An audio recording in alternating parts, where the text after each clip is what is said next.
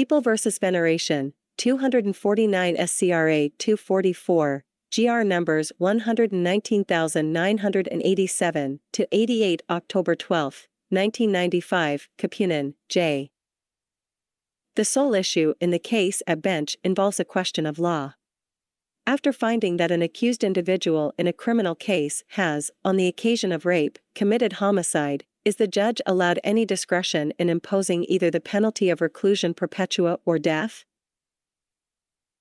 Facts: on or about August 2, 1994, in the city of Manila, Philippines, the said accused, conspiring and confederating together with one alias Lando and other persons whose true names, identities, and present whereabouts are still unknown and helping one another, with treachery, taking advantage of their superior strength and nocturnity, and ignominy, and with the use of force and violence, that is, by taking Angel Alquiza y Lagman into a warehouse, covering her mouth, slashing her vagina, hitting her head with a thick piece of wood and stabbing her neck, did then and there willfully, unlawfully, and feloniously have carnal knowledge of the person of said Angel Alquiza y Lagman, a minor, 7 years of age, against the latter's will and consent, and on said occasion, the said Abundio Lagande, aka Lando and others, caused her fatal injuries, which were the direct cause of her death immediately thereafter.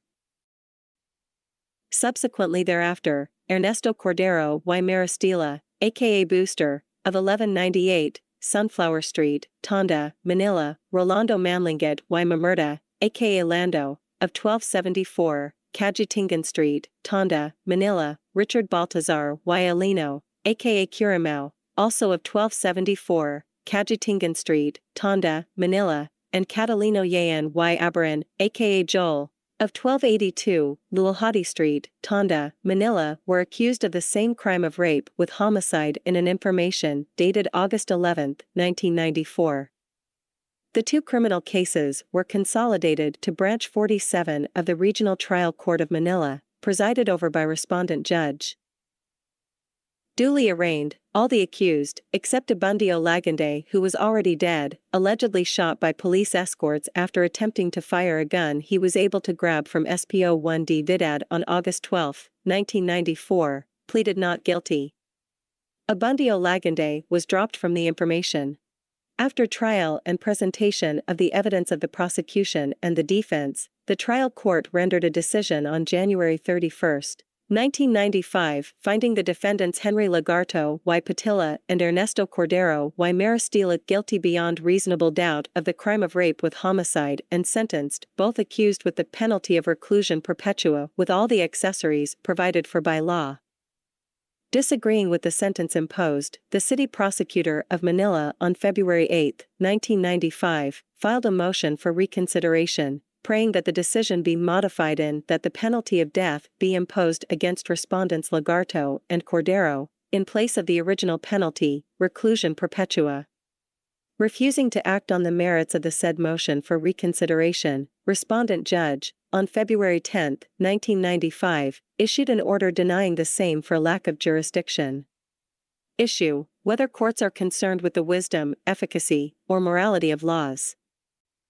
Ruling: courts are not concerned with wisdom, efficacy, or morality of laws. We are aware of the trial judge's misgivings in imposing the death sentence because of his religious convictions.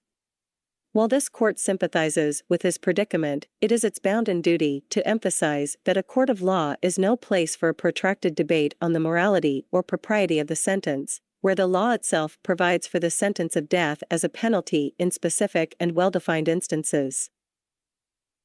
The discomfort faced by those forced by law to impose the death penalty is an ancient one, but it is a matter upon which judges have no choice. Courts are not concerned with the wisdom, efficacy, or morality of laws. The rules of court mandates that after an adjudication of guilt, the judge should impose the proper penalty and civil liability provided for by the law on the accused. This is not a case of a magistrate ignorant of the law. This is a case in which a judge, fully aware of the appropriate provisions of the law, refuses to impose a penalty to which he disagrees. In so doing, respondent judge acted without or in excess of his jurisdiction or with grave abuse of discretion amounting to a lack of jurisdiction in imposing the penalty of reclusion perpetua where the law clearly imposes the penalty of death.